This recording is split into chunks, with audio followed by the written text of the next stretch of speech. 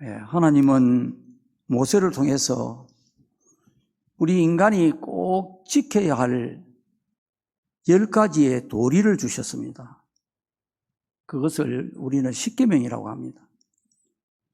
1계명부터 4계명까지는 하나님에 대한 계명이고 5계명부터 10계명까지는 사람에 대한 계명입니다. 사람에 대한 계명 중에서 그 첫 번째 계명 5계명이 바로 내 부모를 공경하라.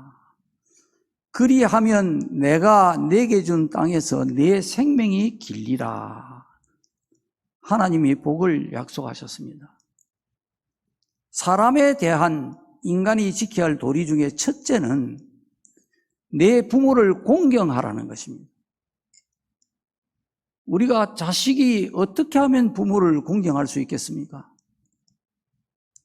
어렸을 때는 부모를 공경할 수가 없습니다. 철이 들고 나이가 들어야 비로소 부모의 은혜를 알게 될 때에 부모를 공경할 수 있습니다. 부모의 은혜를 알아야 그 부모에게 효도할 수 있다 이 말이죠. 신앙도 마찬가지입니다. 눈에 보이지 않는 하나님을 우리가 어떻게 공경하고 순종할 수 있겠습니까? 하나님의 은혜를 알게 될 때에 하나님이 내게 이런 은혜를 주셨구나. 이걸 알게 될 때에 비로소 신앙이 자라기 시작하고 신앙이 깊어지고 하나님을 사랑하게 되고 하나님께 순종하게 되는 것입니다. 하나님을 공경하는 것, 하나님을 잘 섬기는 것, 이게 복의 근본입니다.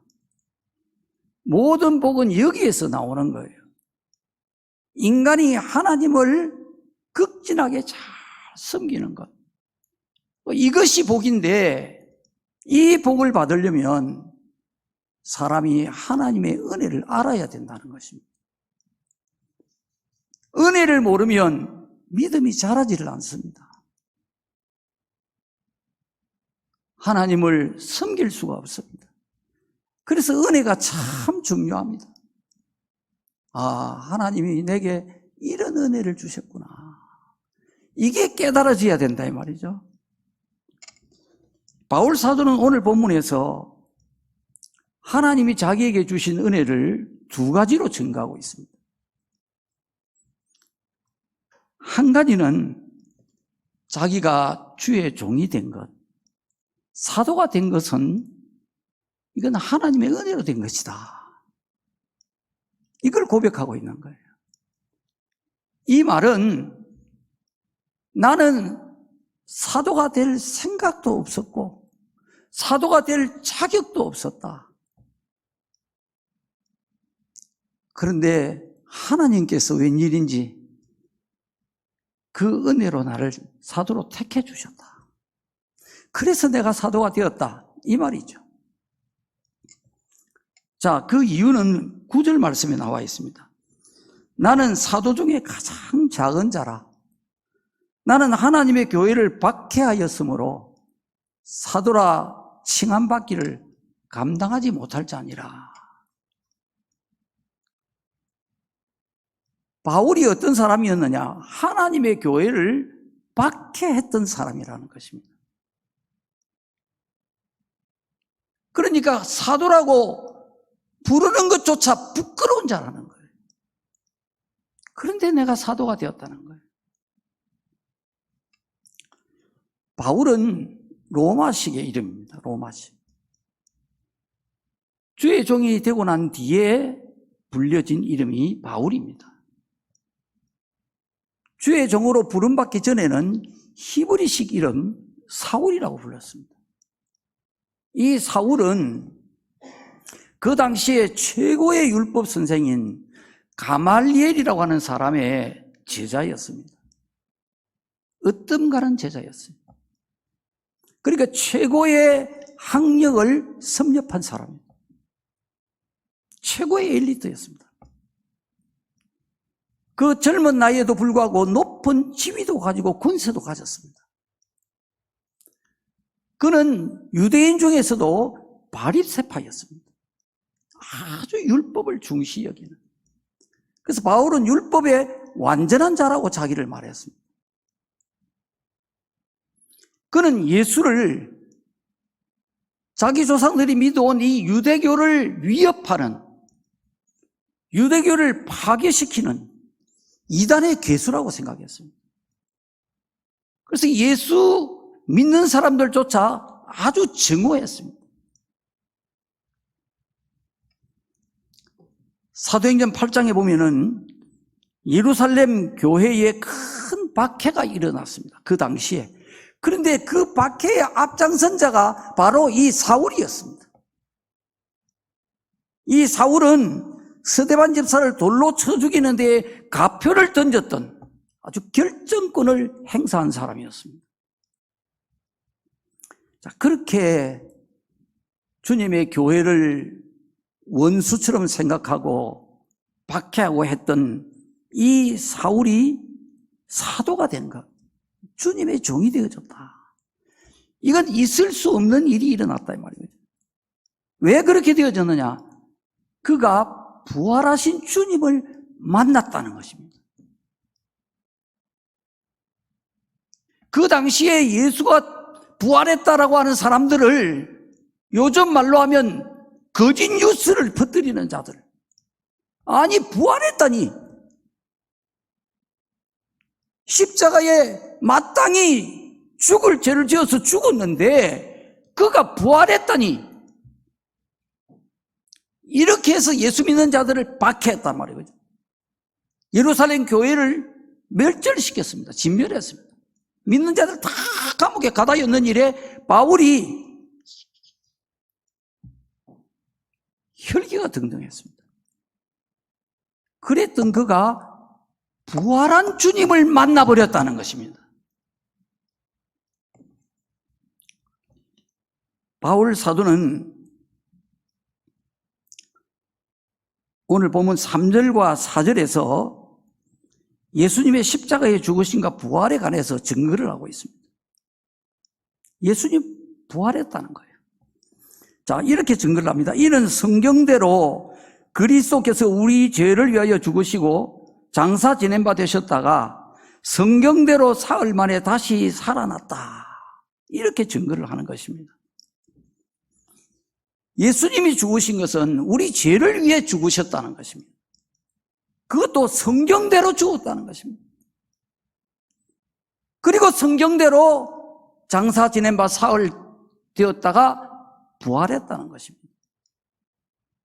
구약 성경을 보면 이미 예수님 나시기 수백 년도 더 전에 예수님이 십자가에 죽으실 것을 시편 22편, 이사야 53장, 다니엘서 9장, 스가랴 12장 여러 성경에 예언이 되어져 있었습니다. 그리고 예수님이 다시 부활하실 것도 수백 년 전에 이사야 53장, 호세아 6장, 다니엘서 2장, 요나서 2장 등등의 기록이 되어져 있었습니다. 그 성경대로 예수님은 죽으시고 예수님은 부활하셨다는, 이건 역사적으로 단순히 일어난 사건이 아니라는 거예요. 성경에 예언된 그대로 죽으시고 그대로 살아났다는 거예요. 이걸 증거하는 거예요. 그러면서 바울은 이어서 계속 부활하신 예수님을 증거합니다. 본문 5절에 보면 부활하신 주님이 게바에게 나타나 보이셨고 12 제자에게 보이셨고 그 이후에 500여 명의 제자들에게 일시에 보이시고 야고보에게 보이시고 또 모든 사도에게 보이시고 맨 나중에 만삭되어 나지 못한 자와 같은 내게도 보이셨느니라. 그렇게 증거를 합니다. 만삭되지 못하여 난 자와 같다는 이 말은 무슨 말이냐면 아직 덜 차서 나왔다 이 말 아닙니까? 그죠? 아기가 제대로 되지도 못하고 인간무실도 못한다 이 말이 그죠?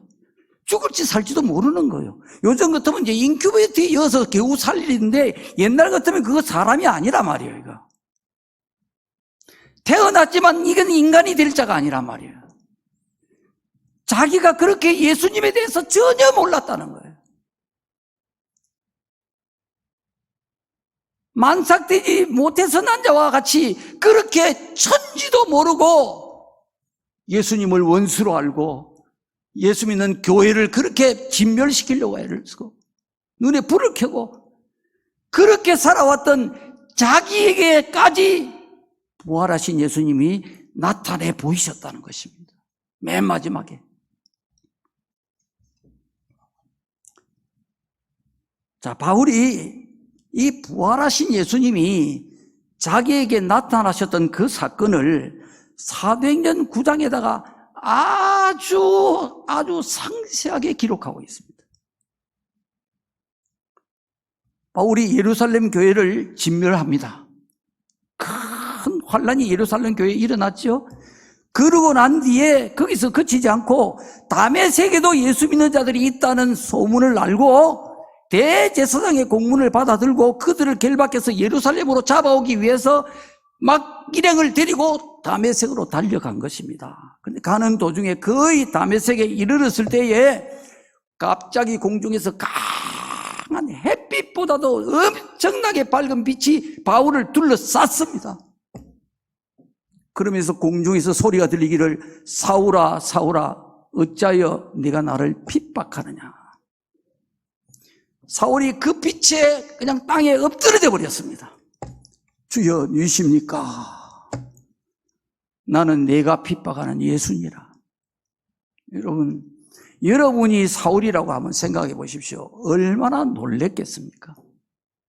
죽은 줄 알았는데 마땅히 죽을 짓을 하고 다니더니 결국 십자가에 못 박혀서 저주를 받아 죽었는데, 그런데 그 예수가 지금 공중에서 강한 빛 가운데서 나는 내가 핍박하는 예수니라고 할 때 사울이 지정신이었으면 얼마나 놀랬겠느냐 말이야. 뭐라고? 예수라고? 죽었는데 이게 무슨 일이냐 이거예요. 그러면서 주님이 계속해서 말씀을 하십니다. 너는 일어나 시내로 들어가라. 내가 행할 것을 내게 이를 자가 있느니라. 내가 앞으로 뭘 행할 것을 내게 가르칠 자가 다메섹 시내에 있다는 겁니다. 가라는 거예요. 사울이 땅에서 일어났는데 눈은 떴으나 아무것도 보이지 않았습니다. 사람의 손에 잡혀서 이끌려서 다메섹으로 들어가서 사흘 동안 보지도 못하고 먹지도 않고 마시지도 않았습니다. 먹고 싶은 생각이 없었겠죠. 마실 생각도 없었어요. 지금 사울은 엄청난 충격에 휩싸여 버린 것입니다. 그저 아마 주님 앞에 분명히 기도하고 있었을 것입니다. 성경에도 그렇게 나와 있습니다. 근데 그때 다메섹에 아나니아라고 하는 제자가 있었는데 주님이 환상 중에 나타나셔서 아나니아야 하고 부르더니 일어나 집 가라고는 거리로 가서 유다의 집에 다소의 사람 사울이라고 하는 사람을 찾으라. 그가 기도하는 중에 있느니라. 그가 지금 집가라고 하는 거리에 가면 유다의 집에서 지금 기도하고 있다는 것입니다. 그 사람을 찾아가라는 거예요. 주님은 지금 사울이 어디에서 지금 기도하고 있는지 그걸 다 알고 계시는 거예요.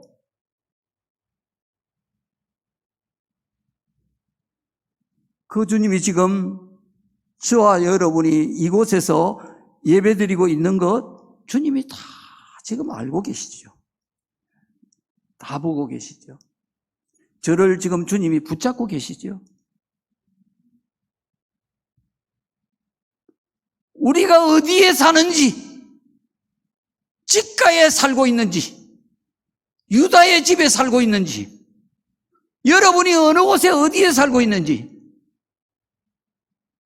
여러분이 뭘 하고 있는지, 주님은 1분 1초도 놓침이 없이 다 알고 계시는 것입니다. 이걸 생각하면요, 우리에게 엄청난 위로와 담력이 생깁니다. 주님이 나를 눈동자같이 지금 주무시지도 않고 졸지도 아니하시고, 우리는 주님 잊어버리고 살아도 주님은 우리를 잊어버리지 않고 다 지켜보고 계신다. 얼마나 힘이 됩니까, 여러분? 얼마나 큰 능력이 됩니까? 그런데 한편은 또 얼마나 두려운지 몰라요. 주님이 내가 하는 모든 것, 지금 뭐하고 있는지, 어디에 있는지 다 주님이 알고 계십니다. 아무 말씀 없지만 내 마음과 생각까지도 주님이 다 알고 계신다. 우리가 두려워해야 돼. 우리가 정말 그 주님 앞에서 주님이 우리에게 기뻐하시도록 살아가야 되겠다. 이걸 느끼지 않을 수 없어요. 다 아시니까 주님. 주님이 계속해서 아나니아에게 이런 말씀을 하십니다. 그가 아나니아라고 하는 사람이 들어와서 자기에게 안수하여 다시 보게 하는 것을 보았느니라. 이해가 되십니까? 기가 막히죠? 주님이 아나니아에게 말하기를, 사울이, 아나니아라고 하는 사람이, 아나니아를 사울이 모르죠. 아나니아라고 하는 사람이 들어와서 자기에게 안수해서 다시 보게 하는 것을 사울이 봤다는 것입니다. 기도하는 중에. 하나님이 그걸 보여주셨다는 거예요.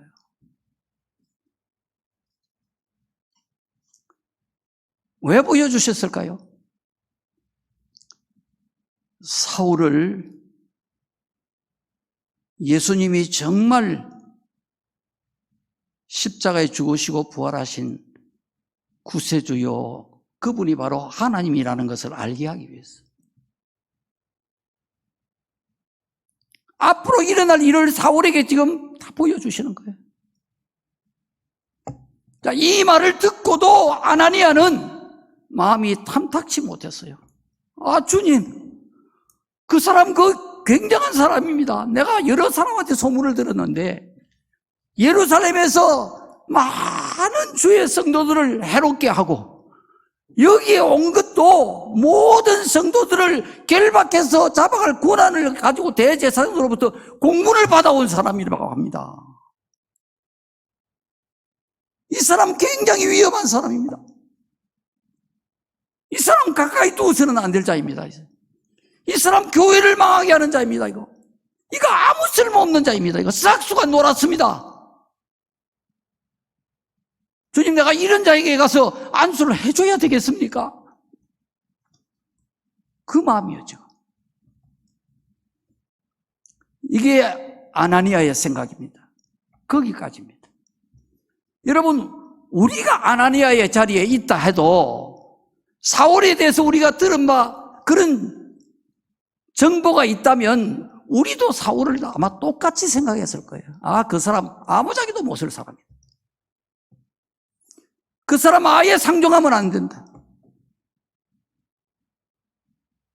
그러지 않겠습니까? 이게 우리 인간의 한계란 말이에요. 그죠? 우리 그게 옳은 거예요. 옳게 본 거예요. 감사합니다. 안 그래도 목이 마른데 하나님 다 아시고 물을 이리 갖다 주시는 거예요. 내가 참으리라 하고 이제 막 지금 입이 바짝바짝 마르거든요. 나무 보세요, 여러분요. 입 마릅니다.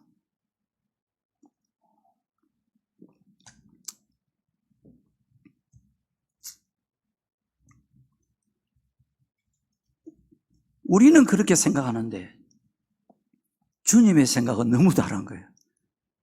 하늘이 땅보다 높은 것처럼 주님의 생각은 한없이 깊고 높은 거예요. 아나니아에게 가라. 딴 말 하지 말고 가라.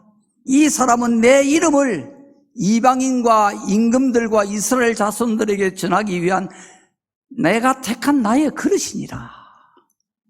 야, 주님은 이 사울을, 이 몹쓸 사울을, 이 때려 죽여도 시원찮을 이 사울을 이방인들에게, 임금들과 이스라엘 자손들에게 주님의 이름을 전하기 위해서 택한 그릇이라는 것입니다. 이걸 누가 알겠습니까, 여러분요?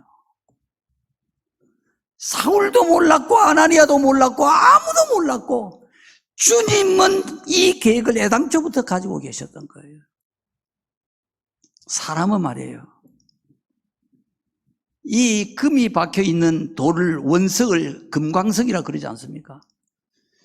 금이 박혀있는 원석을 사람은 그것을 돌이라고 봅니다.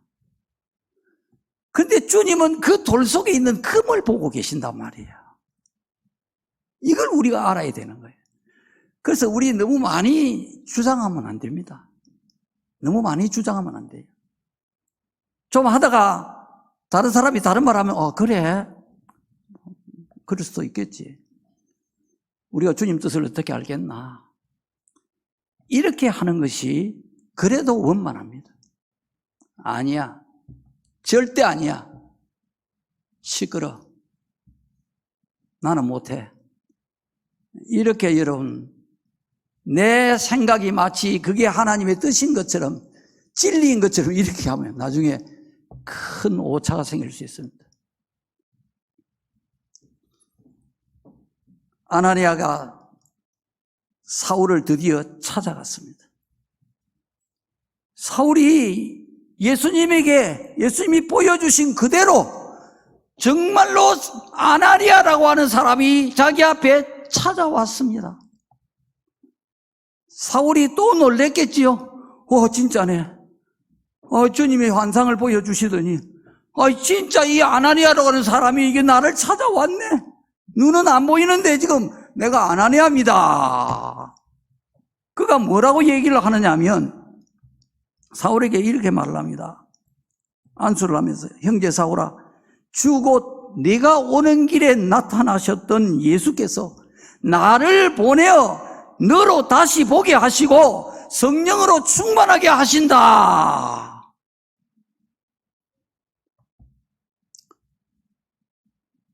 사울이 오던 길에 예수님을 만난 줄 누가 알겠습니까? 그렇잖아요. 근데 이 아나니아가 알고 있는 거예요. 당신이 올 때 예수님 안 만났잖아. 그 만났던 그 예수님이 나를 네한테 가라 하더라. 가서 안수를 해서 네 눈을 뜨게 하라 하더라. 그리고 지금 성령으로 충만하게 하신다. 여러분, 이러면요, 사람 고집 부릴 사람 아무도 없어요. 이런데도 고집 부리면 그건 인간이 아니에요. 바울이 기절하는 거예요.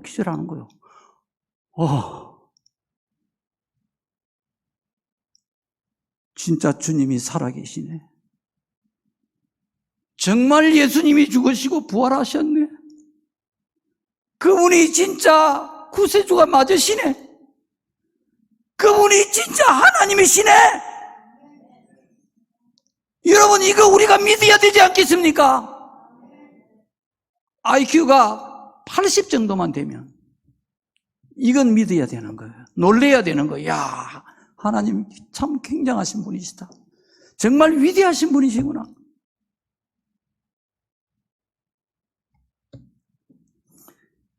그렇게 하자마자 즉시 사울의 눈에서 비늘 같은 것이 벗겨지면서 다시 보게 되었다는 것입니다. 그러면서 일어나 세례를 받고 음식을 먹으며 강건해졌더라. 주님이 아나니아를 사울에게 왜 보냈겠습니까? 안수해서 눈뜨게 하라고 보냈겠습니까? 아닙니다. 아나니아를 사울에게 보내신 목적이 애당초 있었죠. 부활하신 주님께서 사울에게 말씀하셨습니다. 시내로 들어가라. 내가 할 일을 알게 할 자가 있느니라. 앞으로 네가 뭐 해야 될지를 알게 할 자가 있다. 하나님이 왜 아나니아를 보냈느냐? 아나니아로 하여금 주님의 뜻을 전하게 하시려고. 주님의 그 살아계신 능력과 영광을 사울에게 알게 하시려고 주님이 내게 말씀하시기를 사울 너는 이방인들과 임금들과 이스라엘 자손들에게 예수님의 이름을 전하기 위해서 주님이 택하신 주님의 그릇이란다. 주님이 내게 그 말씀을 하셨다. 너는 주님의 종이 되어야 한다. 이 사명을 알게 하시려고 아나니아를 보내신 거예요. 그리고 눈을 뜨게 해주신 거예요. 증거로.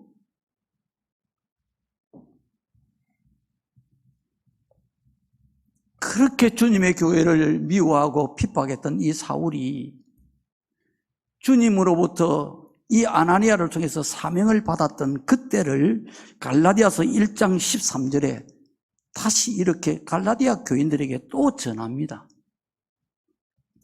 내가 이전에 유대교에 있을 때 행한 일을 너희가 들었거니와 하나님의 교회를 심히 박해하여 멸하고 내가 내 동족 중에서 영갑자보다 유대교를 지나치게 믿어 내 조상의 전통에 대하여 더욱 열심히 있었으나 그러나 내 어머니의 모태로부터 나를 택정하시고 그의 은혜로 나를 부르시니가 그의 아들을 이방에 전하기 위하여 그를 내 속에 나타내시기를 기뻐하셨을 때에 내가 곧 혈육과 의논하지 아니하고 아라비아로 갔다가 다시 다메섹으로 돌아갔노라.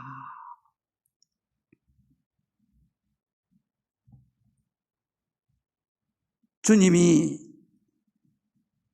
아나니아를 통해서 사울에게 주님이 택한 그릇이라고 이방에 복음을 전하라고 그 사명을 주셨을 그때에 그가 곧 혈육과 의논하지 아니하고 아라비아로 떠났다는 것입니다.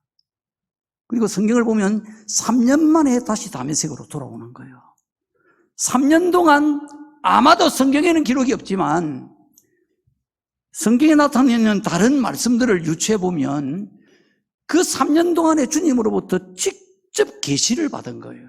복음에 대한 계시. 그래서 여기에 우리가 읽은 15장 이 본문에도 게바에게 보이시고 12제자에게 보이시고 500여 형제들에게 보이시고 사도에게 보이시고 모든 사도에게 보이시고 맨 마중에 만삭되지 못한 난자 같은 내게도 보이시고 이걸 사울이 어떻게 알겠습니까? 주님이 다 직접 말씀해 주신 거예요. 내가 이렇게 다 나타내느니라 내가. 그리고 맨 마지막에 내가 네한테 나타났느니라. 전부 주님이 계시를. 어떻게 해서 인간이 구원을 받게 되고 왜 하나님이 이 땅에 오셔서 십자가에 안 죽으면 안 되고 주님이 왜 부활하셔야 되고 왜 어떻게 해서 성령이 오게 되고 모든 이 영적인 진리를 주님이 직접 바울에게 신학 공부를 3년 동안 시키신 거예요. 그리고 사울은 하나님 앞에서 날마다 기도하면서 주님 말씀을 받으면서 울고 또 은혜를 받고 또 교육을 받고 훈련을 받고 이렇게 사도의 훈련을 3년 동안 받은 거예요. 혈육에게 의논하지 아니하고 아라비아로 갔다는 이 말은 뭡니까? 즉시로 자기의 모든 것을 다 포기해버렸다는 것입니다. 의논할 필요가 없는 거예요. 할까요 말까요 어떻게 할까요? 그게 필요 없다는 거예요. 이제 내 평생은 오직 주님을 위해서 드리겠다고 결심을 해버린 거예요. 왜냐? 그렇게 원수되었던 자기를 얼마나 죄를 많이 지었습니까? 그 수많은 신자들을 매를 때리고 감옥에 가다 엮고 죽이고 이런 일을 얼마나 했단 말이에요. 그런 자기를 찾아오셔서 주의 종으로 사도로 불러주시는 그 은혜가 너무 감당할 수가 없는 거예요. 어떻게 주님 나를 종으로 부르십니까? 나는 주님을 모르고 주님을 그렇게 미워하고 그렇게 핍박했는데 주님을 원수처럼 생각했는데 그런 나를 주의 종으로 사도로 부르시다니요. 주님 나는 이 말씀을 준비를 하면서요, 바울이 이때 이 사명을 받을 때에 아마 엎드러져서 대성통곡을 했을 것이다, 그런 생각이 듭니다. 어린아이처럼 막 엉엉 울었을 것 같아요. 주여, 내가 죄인이옵니다. 내가 천지도 모르고 살았습니다. 이 은혜를 어찌 갚겠습니까, 주님?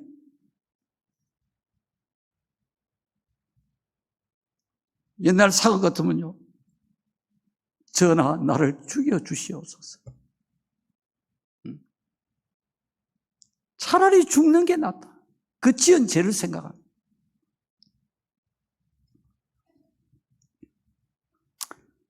바울이 그랬습니다. 죄가 많은 곳에 은혜가 더욱 넘치도다. 바울이 죄를 너무 많이 지었기 때문에 주님이 주시는 은혜가 너무 크고 너무 감사한 거예요. 자기가 지은 죄가 얼마 없다 생각하는 사람은요, 은혜도 별로 없어요. 뭐 그저 그렇거니 덤덤한 거예요. 왔다 갔다 그러는 거예요. 그건 자기 죄를 몰라서 그래요. 은혜도 몰라서 그래요. 근데 자기가 하나님 앞에서 하나님의 은혜가 너무 크게 느껴지는데, 자기가 살아온 것을 생각하면 너무 부끄럽다.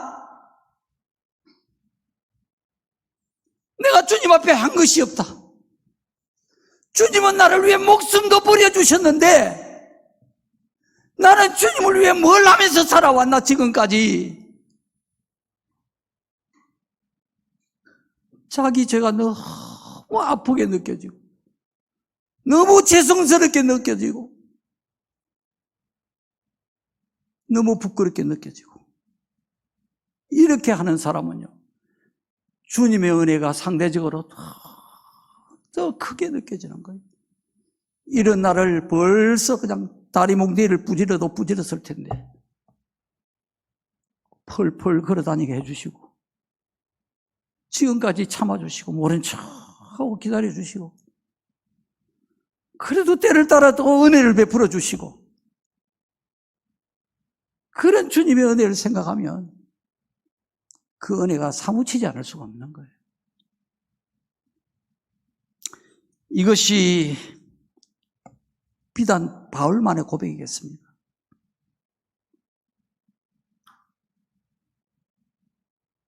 바울의 내가 나된 것이 하나님의 은혜로다 하는 이 목소리가 여러분 지금 들리는 것 같지 않습니까? 바울의 고백. 내가 나된 것은 하나님의 은혜로 된 것입니다. 양지중앙교회 성도 여러분이요, 이런 음성이 여러분 좀 들리는 것 같지 않아요? 나는 설교 준비하면서 바울 얼굴도 모르는데 바울의 얼굴이 보이는 것 같고, 바울의 이 고백하던 이 음성이 내 마음에서 울리는 거예요. 꼭 들리는 것 같아요. 난 바울의 이 고백을, 이 본문을 생각하고 읽을 때마다 정말 눈물이 납니다. 여러분 들어서 아시는 분 다 알다시피 제가 예수 믿을 사람이 아니잖아요. 집안에 법당을 차려놓은 작은 절간이죠, 우리 집이, 시골에. 그런 우상의 집안에서 매일 불공을 드리면서 자랐단 말이에요. 아버지, 어머니 가운데 내가 독자로 낳았거든요. 우리 아버지가 50에 나를 낳았단 말이에요. 우리 어머니도 50이었고. 그 어머니는 나를 키워주신 어머니였어. 그 아버지, 어머니 가운데 손자 같은 조그마한 아이 하나가 앉아가지고 같이 천수경, 반야신경을 읽으면서, 그러면서 목탁을 치고 이렇게 지냈단 말이에요. 그러다 보니까 9살 때 아버지 돌아가시고 11살 때 어머니 돌아가시고 홀홀단신이 돼가지고 부산으로 이복 누님이 나를 데려와서 키웠어요. 누님이 연세가 막 내보다 30살이 많아요. 어머니지, 어머니. 부산에 오니까 교회가 왜 그리 많은지, 교회를 보면 왜 그런지 나도 모르게 화가 나는 거예요. 막 그냥 막 분노가 올라와요. 교회가 보기 싫어요. 그래서 삥 둘러서 다른 데로 가버립니다. 교회를 안 보고 싶습니다. 교회 다니는 사람 정말 미웠어요. 전도하는 사람 가만두지 않았습니다. 말싸움을 해가지고 기어이 그 사람 얼굴을 벌겋게 만들어버리는 거예요.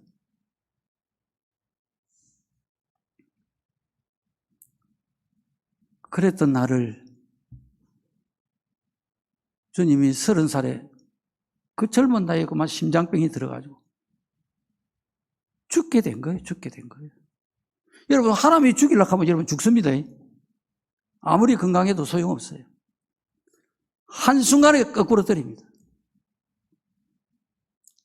어느 날 탁 호흡이 안 되더니 그때부터 시작이라. 사람이 숨을 못 쉬는 것, 정말 그보다 더 큰 고통은 어느 날은 없는 것 같아.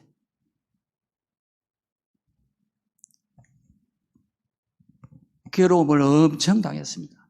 정말 죽을 것 같았어요. 살고 싶었어요. 너무 젊었으니까.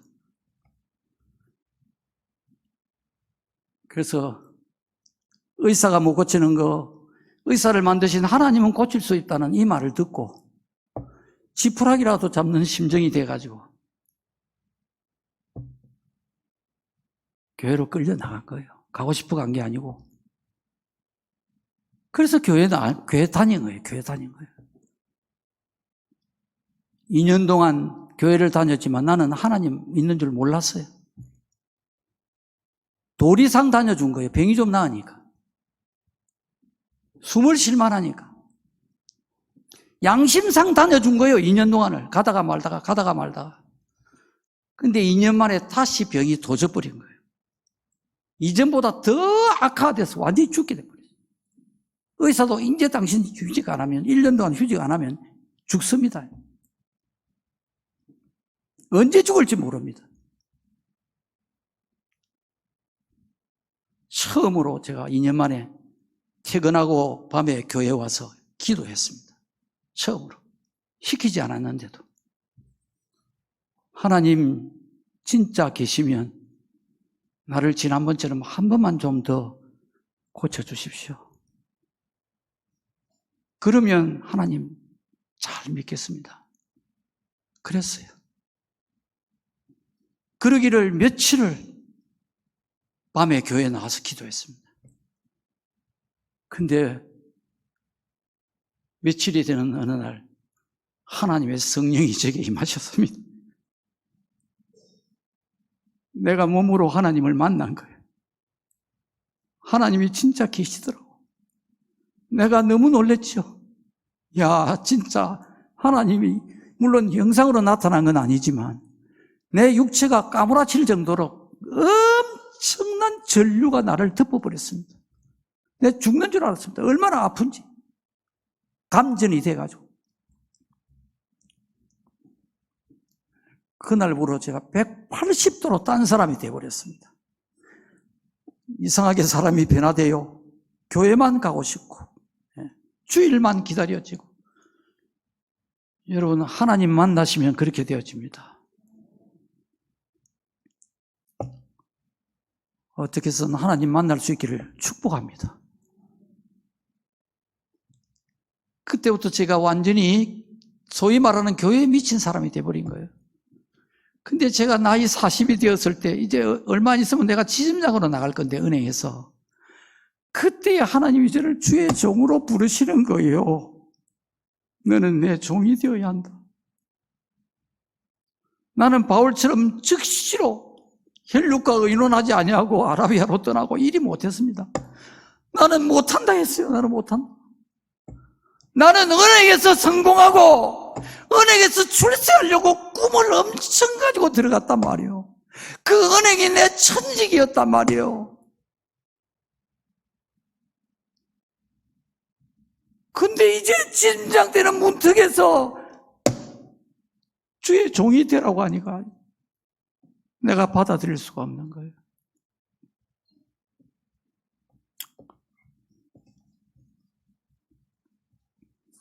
그러나 우리가 하나님 이기지 못합니다.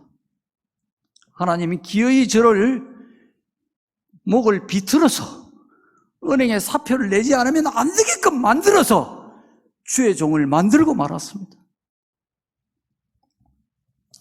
여러분, 저의 살아온 이력을 여러분이 안다면은, 그걸 고지고대로 받아들인다면, 저 같은 사람이 주의 종이 된 것은 이건 하나님이 살아계시지 않고는 절대로 있을 수 없는 선택입니다. 내가 지금 주의 종이 되어서 이 시간에 지금 이렇게 강단에서 설교하고 있는 이것은 기적입니다, 여러분. 이건 하나님이 계시지 않으면 이럴 수가 없는 거예요.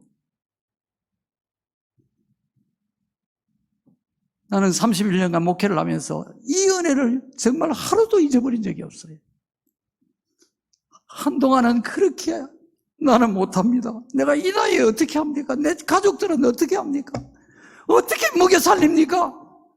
목사하는 거 그거 보니까 참 어렵던데, 우리 목사님 막 그 새벽 기도 때 강단에서 그 남자가 우는 거 그 참 진짜 처량하더라고. 그렇게 우는 걸 내가 많이 봤거든. 아, 목사 참 힘든갑다. 그렇게 생각하고 있었는데 그 나를 목사가 되라고 하니,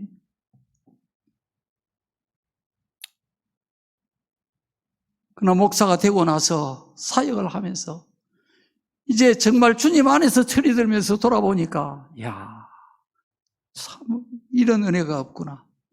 이런 은혜가 없구나. 어찌하여 나를 하나님이 주의 종으로 부르셨을까? 그렇게 잘 믿겠다는 사람은, 잘 믿는 사람 많이 있는데 그 많고 많은 사람 중에 이렇게 연약하고 이렇게 무능한 사람을 왜 주의 종으로 택하였을까? 그 은혜가 너무 큰 거예요.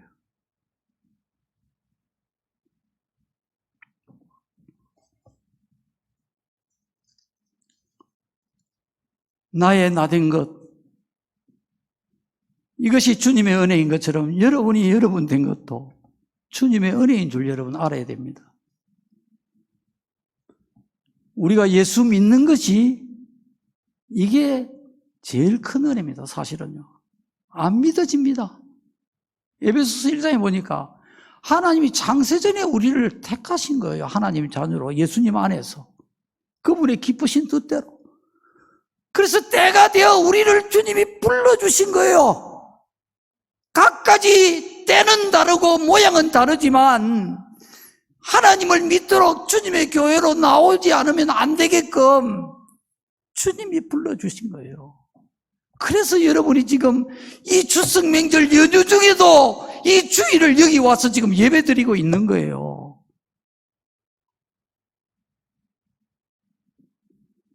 이게 하나님의 놀라운 은혜로 된 것이라는 걸 여러분 아셔야 됩니다.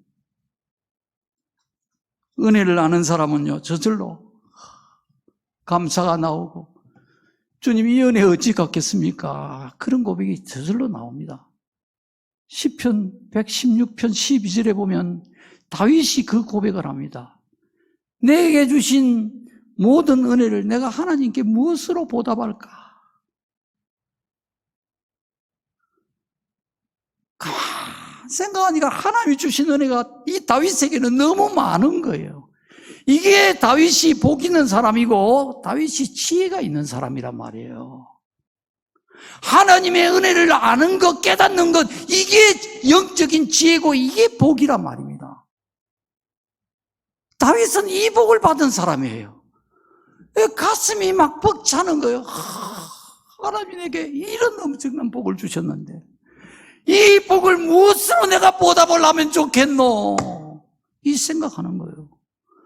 여러분, 오늘 이 말씀을 들으면서 하나님의 은혜가 깨달아질 수 있기를 축복합니다.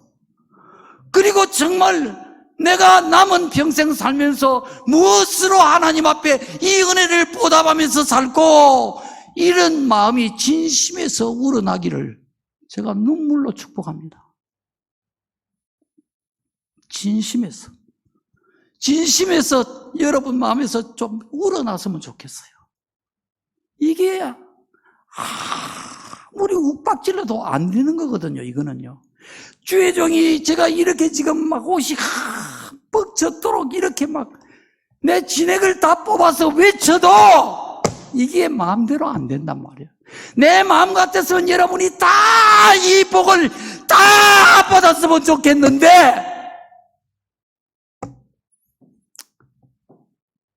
어찌합니까? 이건 제가 할 수 없는 거예요.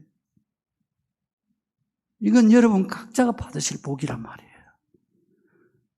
진심에서 이런 마음이 우러나오면 이게 이제 복이 되는 거예요. 그 마음이 우러나기를 제가 바랍니다. 자, 두 번째로 하나님이 바울이 주신 은혜는 하나님이 바울과 함께 하신 은혜입니다. 내가 모든 사도보다 더 많이 수고하였으나 내가 한 것이 아니고 오직 나와 함께 하신 하나님의 은혜로다. 바울이 모든 사도보다 자기가 수고를 더 많이 했다고 인정을 합니다. 그러나 내가 한 것이 아니고 나와 함께 하신 하나님의 은혜라는 겁니다.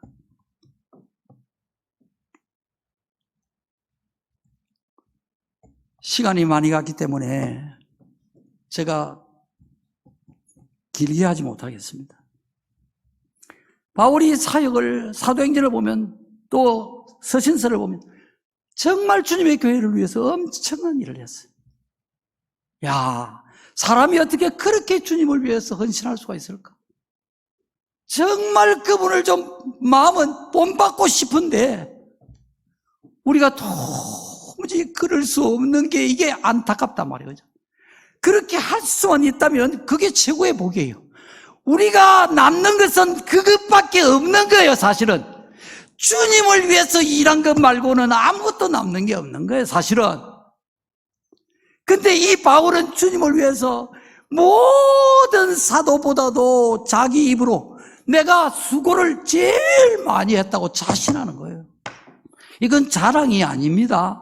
우리에게 이 믿음을 조금이라도 전달해 주기 위해서 지금 바울이 우리에게 가르친 말이라 이 말이에요. 그렇게 엄청나게 수고와 고난을 많이 받았지만은 그게 내가 한 게 아니고 하나님이 나와 함께 하셨기 때문이라는 거예요. 사도행전을 보면요, 전부 바울이 수고를 엄청나게 하는데 고생도 엄청나게 하는데 거기에는 항상 성령님이 함께 역사를 하고 있는 걸 봅니다. 그래서 사도행전을 성령행전이라고 합니다. 사도행전은 바울의 사역이 거의 태반인데 거의 답니다. 거의 다인데 성령의 역사가 다란 말이에요. 성령의 역사. 바울이 일했지만 성령이 같이 일을 하신 거예요. 바울이 이걸 고백하고 있는 거예요. 이걸 깨닫기 때문에 내가 한 거 아닙니다. 내가 한 거 아닙니다. 여러분, 우리가 내가 했다는 이것 때문에 넘어지는 거 아닙니까?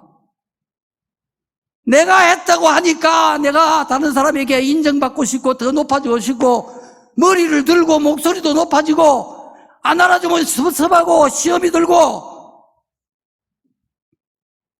다 내가 했다는 거 아니에요? 교회 물질로 헌금 많이 드리고 하면은 다 저절로 그냥 큰 소리 내고 높아지고 저절로 그냥 일이 돼버린단 말이에요. 그래서는 안 된다는 거 알면서도 저절로 그리 되는 거예요. 내가 했다고 하니까 그런 거예요. 여러분, 교회를 위해서 수고를 많이 하시고 물질도 많이 섬기시고 이렇게 하면 할수록 여러분이 정말 위험하다는 사실을 아셔야 됩니다. 그리고 여러분이 즉시 그때마다 내가 아닙니다.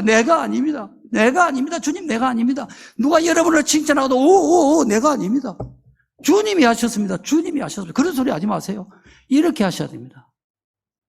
여러분, 우리 교회 아시죠? 제 어려울 때 와서 50만 원 자기 합수표 가져와가지고 찾아와서 생활비 보태쓰라고 주셨던 다른 교회 집사님, 그죠? 우리 교회 어려울 때마다 탁탁 하나님이 그분 보내가지고 돈 1,000만 원, 2,000만 원, 3,000만 원, 3,000만 원, 3,000만 원 이렇게 돈 이리 주시고 했던 거예요. 그분이 지금까지도 사랑의 교제를 나누고 있거든요. 수십 년을. 근데 그분이요, 내가 하는 짓이 너무 고마워가지고, 집사님 참 너무 감사하다. 이거 목사님 그런 소리 하지 마세요. 내가 한 것은 아무것도 없습니다. 그분은 언제나 막 소스라쳐 놀라는 거예요. 고맙다 하면, 목사님 절대 그런 말씀하지 마세요.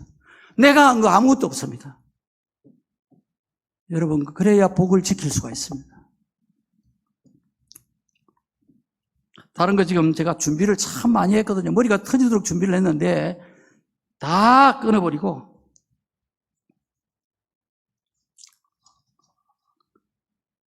아무것도 더는 못하겠어요.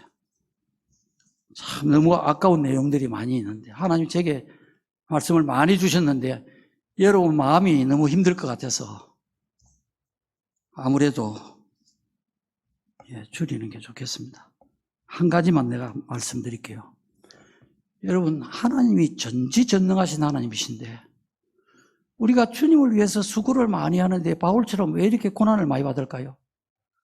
하나님 바울에게 얼마나 고난을 받아야 할지를 내가 그에게 알게 하겠다 그랬잖아요.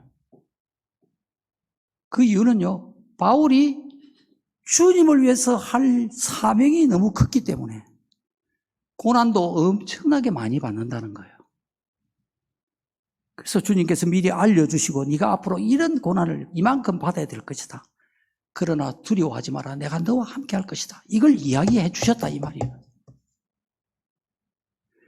여러분 주님의 일을 많이 하면요 고난이 엄청나게 옵니다. 주님의 일을 안 하면요 고난이 조금밖에 안 옵니다. 주님의 교회를 사랑하고 주님의 교회를 위해서 충성을 다하면 환난 시험이 많이 일어납니다. 자꾸 괴로운 일이 일어납니다. 불행합니까? 그게 나중에 복인 줄 여러분 아셔야 됩니다. 근데 주님의 교회를 그냥 왔다 갔다 이렇게 섬기면 별로 큰 고난 많이 없어요. 그렇다고 고난이 없는 건 아니에요. 고난이 오는데 고난 오는 이유가 다른 겁니다. 그건 다 자기 때문에 고난이 오긴 오는 거예요. 그러나 정말 주님 때문에 오는 고난은 얼마 안 와요. 자, 고난이 왜 복이 되느냐?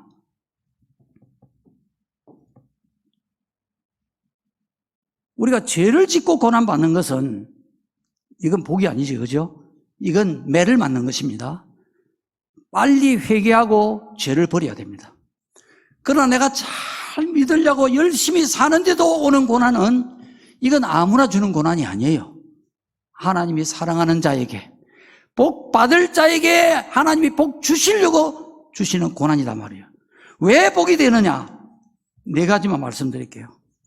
고난을 많이 받으면 백전노장이 됩니다. 믿음의 용사가 되는 거예요. 고난 받아야 용사가 되고 고난 받아야 장군 되는 겁니다. 자, 두 번째는 고난의 불속을 수없이 지나다 보면요 우리의 믿음도 우리의 성품도 정금으로 변하는 거예요. 고난 잘 받아내야 이게 정금이 된다 이 말이에요. 고난 안 받으면 별로 변화가 없어요. 그래서 고난 받는 게 복이라 이 말이에요. 자, 세 번째는 뭐냐? 남을 아프게 하는 자가 아니고 남을 위로하는 자가 됩니다. 하나님은 환난 속에서 우리를 위로하시는 하나님이라고 했어요. 하나님으로부터 받는 그 위로로 말미암아서 우리가 다른 사람을 위로하는 자가 된다. 그렇게 말씀하신 거예요. 여러분이 정말 믿음으로 살려고 하는데 환난이 오잖아요. 고난이 오잖아요. 그러면 하나님이 누구를 통해서든지 어떤 환경을 통해서든지 여러분을 그 환난을 잘 감당해낼 수 있도록 반드시 위로를 주십니다. 그 하나님이 주시는 위로를 여러분이 잘 깨닫고 받아가지고 정말 환난 당하는 사람들을 그 사람들을 쓰다듬어주고 어루만져주고 위로해주는 성도들이 되시기를 바랍니다. 자, 네 번째는 뭐냐? 고난이 바로 상이 됩니다. 상. 하나님은 심은 대로 거두게 한다고 그랬어요. 우리가 믿은 대로 상 주시는 분이세요. 지금 받는 환난은 장차 우리에게 주실 영광과 좋게 비교할 수 없다 그랬어요. 지금 우리가 고난을 받는단 말이에요. 열심히 잘 살려고 하는데 이 고난은 장차 받을 영광, 그 복하고는 비교가 안 될 정도로 하나님이 그 고난을 복으로 하나님이 갚아주신다 이 말이에요. 여러분 예수 믿은 거, 저 교회를 지금 섬기고 있는 것, 목사로 부름받고 장로로 부름받고 권사로 집사로 성도로 예수 믿는 것, 국회의원 배지 단 것보다 여러분 그게 더 큰 복이고 큰 은혜인 줄을 여러분 깨닫게 되시기를 바랍니다. 여러분 목숨이 살아있는 동안까지 주님을 위해서 수고 많이 하시고 할 수만 있으면 기회만 있으면 수고를 찾아서 수고하십시오. 수고를 찾아서 나 교회 와서 밑에 지하실이나 이런 데 구석구석에 보면 거미줄 있잖아요. 그죠? 이거 막 내가 다 쳐내고 싶어요. 뭐 화장실 같은 데도 또 막 내가 청소도 하고 싶어요. 그러나 그렇게 하면 여러분들이 많이 불편하겠다 싶어서 제가 안 하는 거예요. 할 수만 있으면 여러분이 찾아서 주님 교회를 위해서 여러분 수고 많이 하시고 할 수만 있으면 오는 고난도 여러분이 기쁨으로 알고 달게 많이 받으시기 바랍니다. 아무나 고난이 많이 오는 게 아니에요. 여러분이 정말 주님 앞에서 귀하게 살면 주님이 여러분에게 복이 될 고난을 많이 주실 거라 이 말이에요. 그 어려움, 난관, 불통, 여러분 이것이 불행이 아니고 하나님이 나에게 주시는 복이라는 거 여러분 꼭 기억하시고 하나님께 감사 많이 드리시고 그리하고도 여러분이 내가 한 것이 아니고 주님이 하셨습니다. 더 낮아지시고 더 작아지시고 더 겸손해지셔서 주님께 잘 살았다고 잘했다고 정말 칭찬받고 상을 받는 여러분 되시기를 바랍니다.